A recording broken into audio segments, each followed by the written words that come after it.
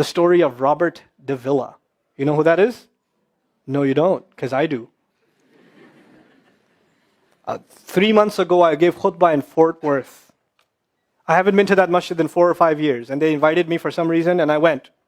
And I gave khutbah there. My khutbah was about dua. An Egyptian fellow comes up to me, a young man came up to me afterwards, he goes, Allah fulfilled my dua today. And I said, what's your dua? He said, my dua was that Nouman Ali Khan should meet Robert Devilla. I was like,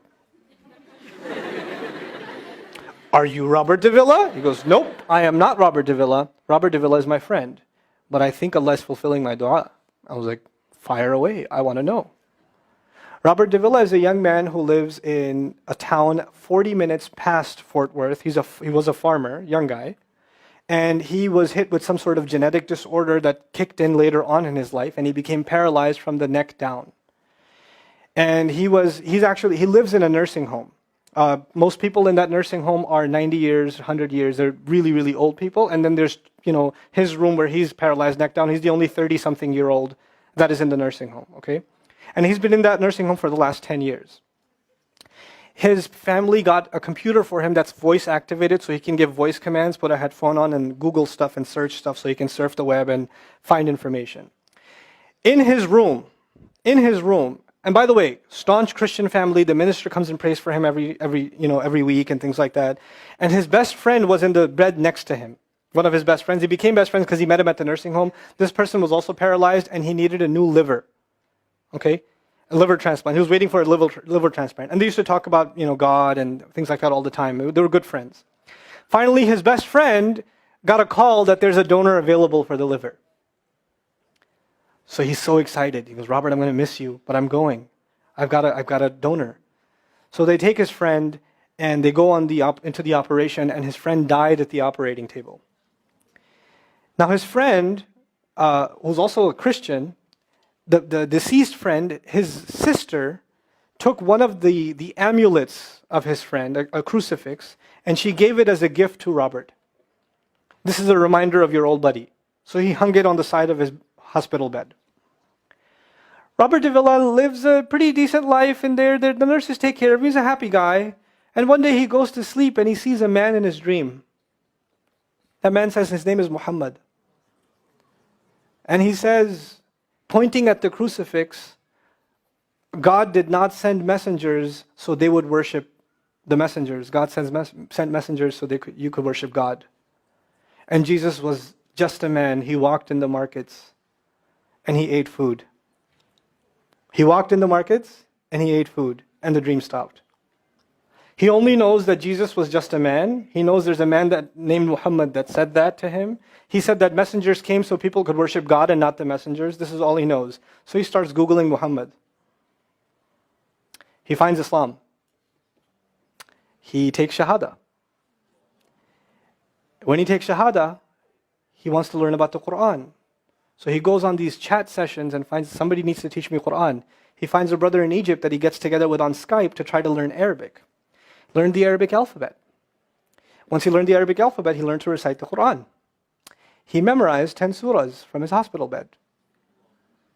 Then he said, I'm beginning to memorize the Quran, and I'm beginning to learn about this prophet, but I need to understand the Quran. So he starts Googling how to understand the Quran. And for some reason, he ends up on my videos. And he starts watching my stuff. And he watched almost everything. And then here's the kicker. In the nursing home, there was an Egyptian fellow that used to come in and do some repair work.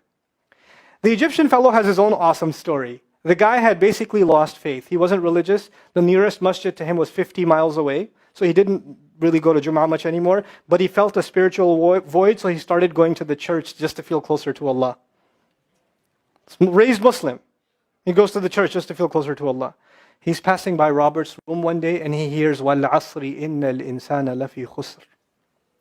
So he walks into his room and says, Robert, what are you listening to? Robert says, nothing. That was me. And the guy says, you're Muslim? He goes, yeah, I became Muslim. And now this friend is in shock.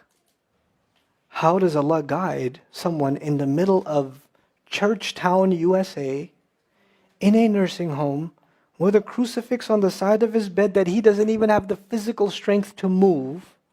And the guy himself says, I want to come back to Allah. So he tells him about his, the friend he found online, Nouman Ali Khan. So the Egyptian fellow starts watching my videos. And then he says, I wish I could meet him one day. And he says, okay, I'll pray for you. And after 5 years, that Egyptian friend shows up at the same masjid that I haven't been to in 4 years. And after Jumu'ah says, I think Allah wants to fulfill my friend's dua and my dua. So I said, I think He does. Let's go. So I took a few of us and we went. And we met with Robert. We had a beautiful conversation with him. And inshallah, for Eid, we're going to go to his nursing home again. The nursing home was pretty shocked. You're all here to meet Robert? Like, yep. Yep. Why do you want to meet him? He's an inspiration. I'm like, okay, let me check if we can. And they had to call the hospice administrator and all this stuff, and then eventually let us in. And Robert's in shock. And then I meet with Robert, we're talking, and I was like, hey, Robert, so I heard you memorize some surahs.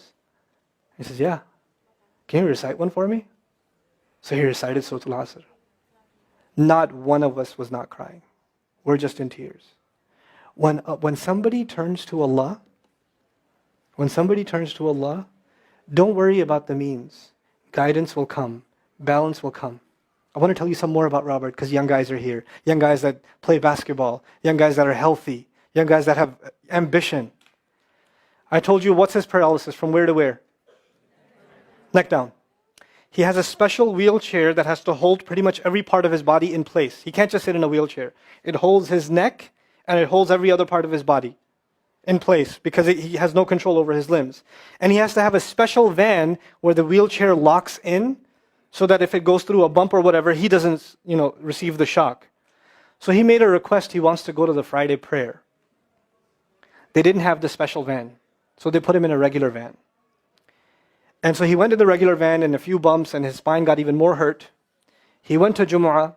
He came back in excruciating pain. And they said, I'm sorry, Robert, you're no longer able to sit in your wheelchair. You're going to have to stay in your bed for the next 6 months at least. If you see recovery, then you can get back up again. I met him in that span. He had already been in that bed for 3 months already. And the reason he was in that bed is he went to the Jumu'ah prayer. And he told me about the Jumu'ah prayer. He said, I've never felt more peace in my life than I was in that masjid. And you know what I'm going to do, Brother Nouman? When I can sit in my chair again, I'm going to go to Jumu'ah. I'm going to go to the masjid because I've never felt like that before. There's someone who has nothing but control over his mouth and his eyes. And he says, I only find peace in the masjid. And here we are. These masajid, I don't care what ideology, what school of thought, what they're talking about in the masjid, what fitna is there. I don't care. It's still Allah's house. Just go to pray. Don't go there to talk to people. Go there to talk to Allah. Just go to talk to Allah. You're just going for you and Allah. That's it. That's it. Other things will come, but you're not going for them. You're just going there to find peace. You'll become different people.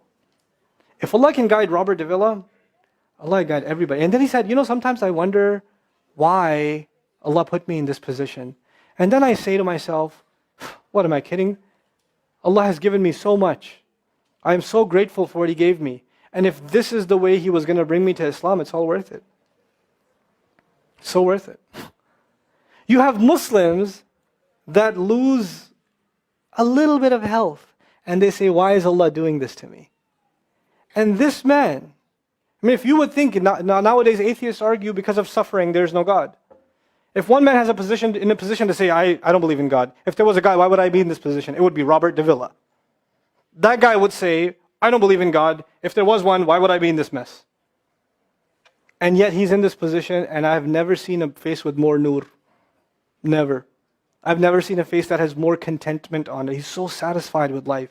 He's so happy. He's just happy. The last 7 or 8 khutbahs I've given are actually based on one sentence each on one sentence that he said in his conversation. Is that profound?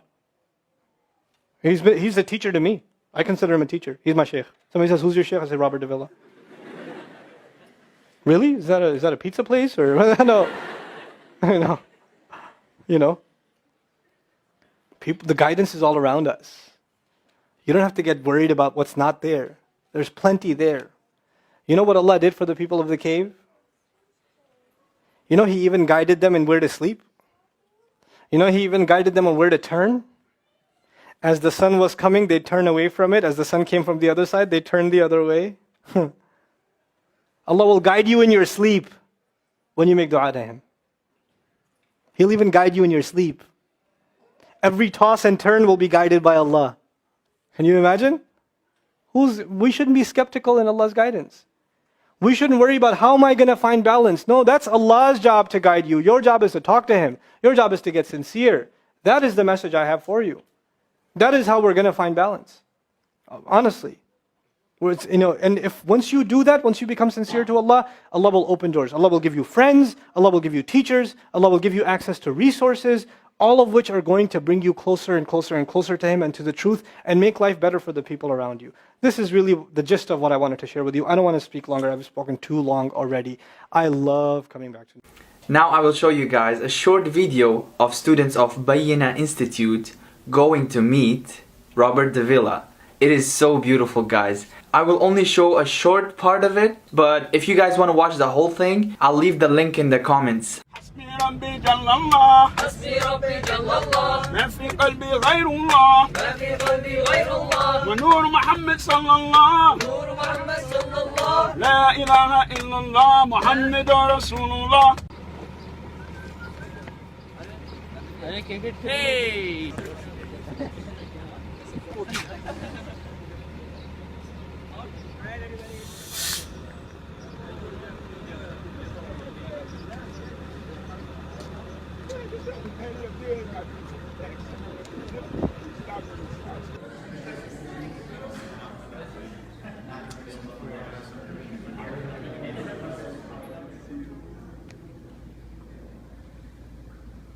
He is not able to project his voice that much, but if you feel you can, I'd like you to say a few words to the students. You think it'd be okay? Yeah? Okay, let's turn them around, inshallah. Lower it down some. I'm leaning back a little far. Alright. Where would you like me to start? No, just whatever you'd like to say to the students. I don't know what to say.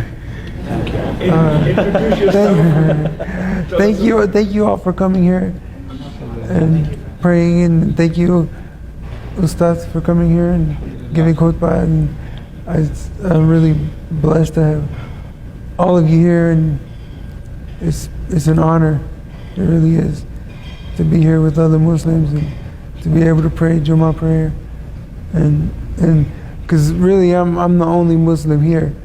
So, now, and it's just, everything's always about me, about myself.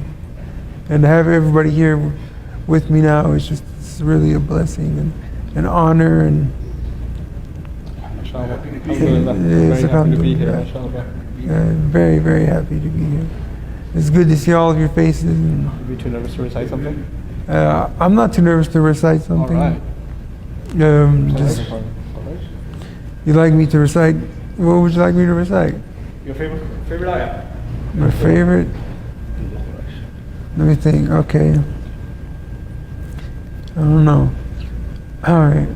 أعوذ بالله من الشيطان الرجيم. بسم الله الرحمن الرحيم.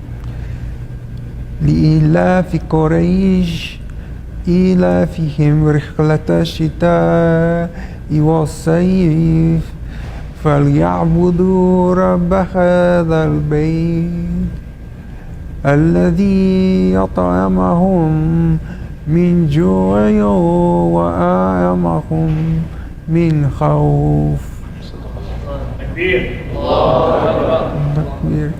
Now most of you are probably crying or have tears in their eyes or felt very touched, right? Subhanallah. Please don't forget to share this video, everyone, inshallah. Thank you so much for watching till the end.